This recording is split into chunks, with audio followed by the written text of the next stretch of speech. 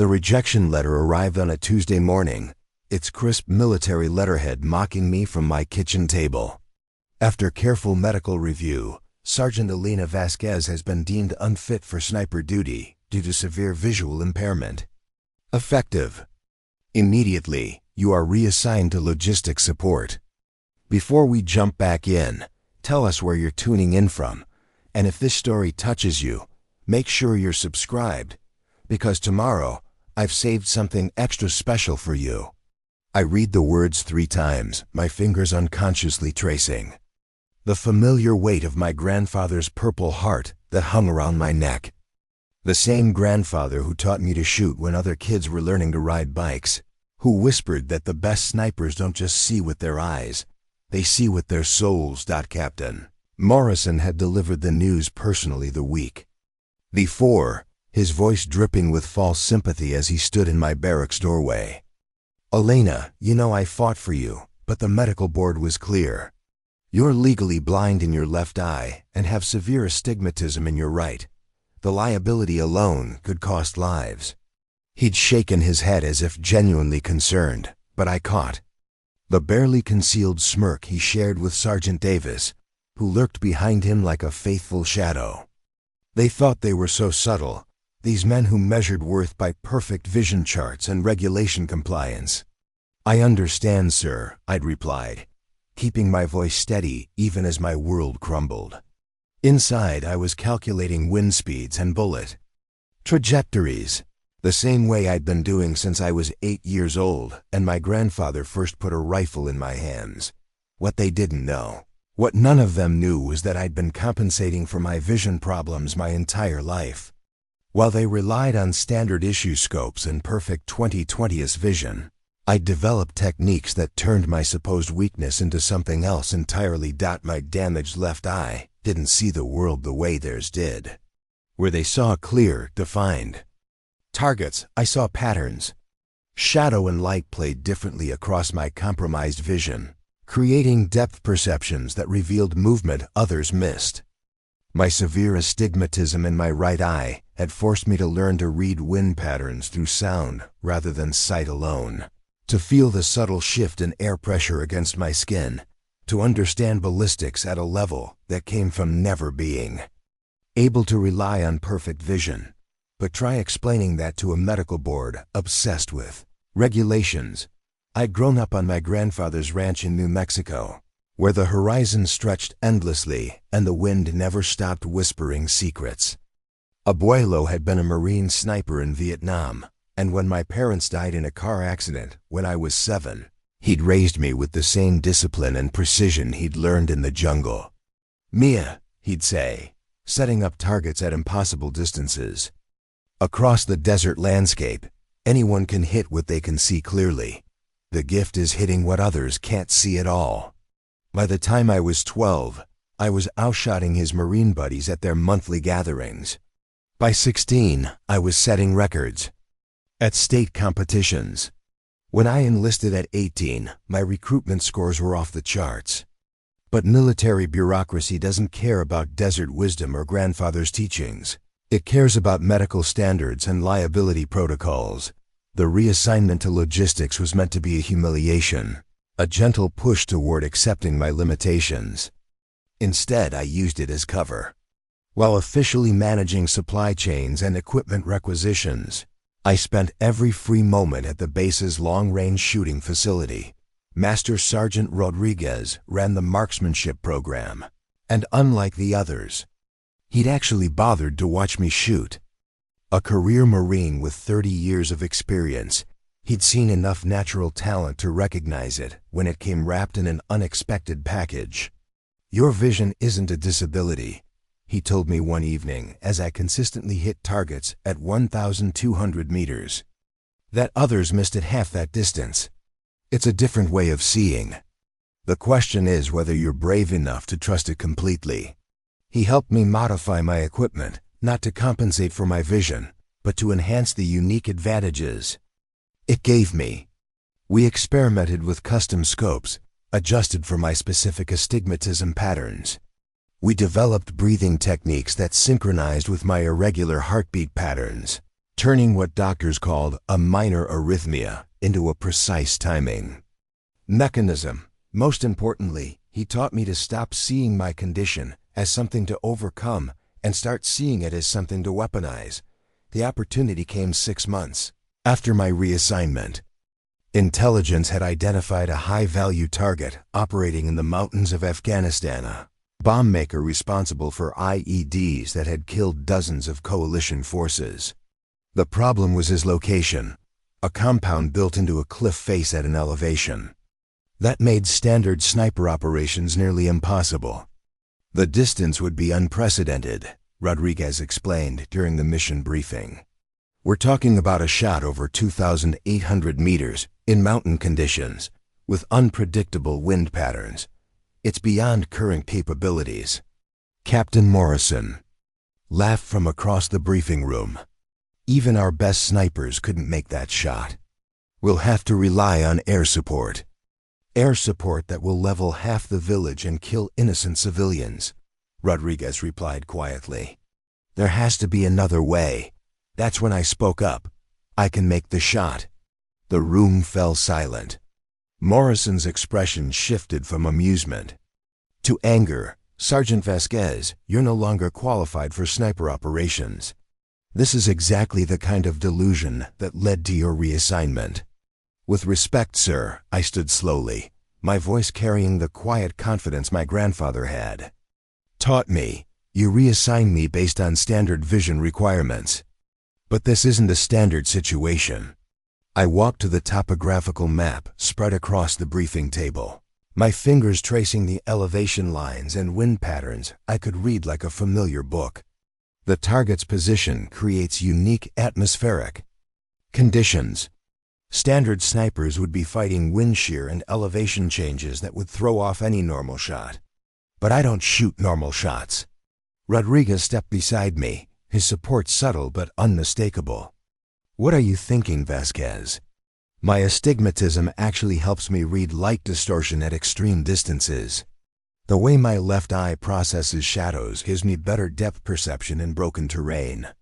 And the shot angle from this ridge, I pointed to a position 2,847 meters from the target, would use the natural wind channel to assist bullet trajectory instead of fighting it. The room was quiet except for the hum of fluorescent lights. I could feel Morrison's anger radiating across the space, his authority challenged by the logistics sergeant he'd dismissed. You're talking about the longest sniper shot in military history, another officer said quietly. The current record is 2,815 meters. I'm talking about ending this threat without collateral damage, I replied. But I need command approval and the right equipment. The debate that followed lasted 2 hours. Medical officers quoted regulations. Morrison argued about liability and protocol. But in the end, the mission's importance outweighed their bureaucratic concerns. Reluctantly, grudgingly, they approved a reconnaissance mission to assess the feasibility. 3 days later, I found myself on a rocky outcrop in the Hindu Kush Mountains, my custom-modified rifle steady against the stone. The target compound was a distant speck against the cliff face, barely visible even through my specialized Scope 1 Rodriguez, and I had personally calibrated for my unique visual limitations.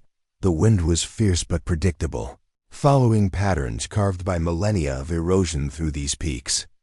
My damaged vision read the heat distortion differently than normal eyes would, showing me air currents and atmospheric pressure variations that would be invisible to standard sight. Through my radio, I could hear Morrison's voice crackling with static and skepticism. Vasquez, you've been in position for 4 hours. The target has appeared twice. Either take the shot or we're calling in air support. I watched through my scope, waiting. The wind patterns weren't right yet. The atmospheric pressure was shifting. The light was wrong. Everything had to be perfect because I would only get one chance. Then it happened. The wind shifted exactly as I'd predicted, creating a brief window where all the variables aligned. The target appeared in the compound's upper window, exactly where intelligence had said he would be. The distance was 2,847 meters, 32 meters farther than any confirmed sniper kill in history. "Target acquired," I whispered into my radio, my breathing falling into the rhythm my grandfather had taught me. Decades ago on a New Mexico ranch. The world narrowed to a single point of focus. My irregular heartbeat became a metronome, timing the shot between beats. My compromised vision read the atmospheric distortion like a language only I could understand. Every limitation the medical board had identified became an advantage in this moment. I squeezed the trigger. The recoil was familiar, comforting. The bullet's flight time would be nearly 4 seconds, an eternity in combat, an instant in history. Through my scope, I watched the trace of the round as it arced across impossible distance, guided not by perfect sight, but by perfect understanding. 4 seconds. The longest 4 seconds of my life. Then confirmation crackled through the radio. Target down. Confirmed kill at 2,847 meters. I didn't move for several minutes, the magnitude of what had just happened settling over me like desert dust. Somewhere in this mountain range, Captain Morrison was probably staring at his equipment in disbelief. The logistics sergeant he'd deemed Unfit had just rewritten the record books, but more importantly, the bomb maker who had killed dozens of coalition soldiers would never build another IED. The village below would not be leveled by airstrikes. Innocent lives had been saved by the shot everyone said was impossible. When I finally packed up my equipment and began the descent back to base, I thought about my grandfather's words. The gift is hitting what others can't see at all.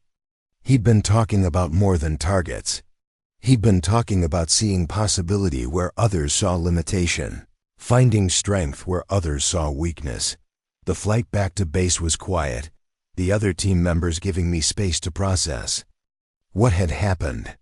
When we landed, Rodriguez was waiting on the tarmac, his weathered face breaking into a rare smile. "How's it feel to make history, Sergeant?" he asked as I stepped off the helicopter. I thought about the question as we walked across the airfield. "It feels like validation," I replied finally. "Not of what I can do despite my limitations, but because of them." The debriefing that followed was surreal. Officers who had dismissed me months earlier now hung on every word as I explained the atmospheric conditions, the wind calculations, the unique advantages my vision had provided. Morrison sat in the back of the room, his expression unreadable, as I described techniques that challenged everything he thought he knew about marksmanship. Within a week, the story had spread beyond our base. Military publications wanted interviews. Training programs wanted to study my techniques. Medical boards wanted to reassess their standards for visual requirements. But the moment that mattered most came 3 months later, when I received a package from my grandfather's ranch. Inside was a faded photograph of him with his Marine unit in Vietnam, and a note written in his careful handwriting. "Mija, I saw the news. Your Abuelo would have been proud. You didn't just break a record, you proved that the best shots come from the heart, not the eyes. Keep showing them what they can't see." I hung the photograph on my barracks wall, next to the official commendation for the longest confirmed sniper kill in military history. The record stood at 2,847 meters, but the real distance I'd traveled was much farther from unfit for duty to making history. The irony wasn't lost on me. The same vision problems that had disqualified me from standard sniper duty had enabled me to see what no one else could, that sometimes our greatest strengths come disguised as our most obvious weaknesses. These days, I teach advanced marksmanship to special operations units, showing them techniques that can't be found in any manual. Students with perfect vision learn to see the way I do, to read shadows and wind patterns, to understand that accuracy isn't about perfect sight, but perfect understanding. And sometimes, when the light is just right and the wind carries the scent of desert sage, I remember that 8-year-old girl on her grandfather's ranch, learning that the most important targets are the ones others insist are impossible to hit. The longest shot in history wasn't measured in meters. It was measured in the distance between who they said I was and who I chose to become. After all, the sharpest eye often belongs to the one they said couldn't see. Up next, you've got 2 more standout stories right on your screen. If this one hit the mark, you won't want to pass these up. Just click and check them out. And don't forget to like, subscribe, and turn on the notification bell so you don't miss any upload from us.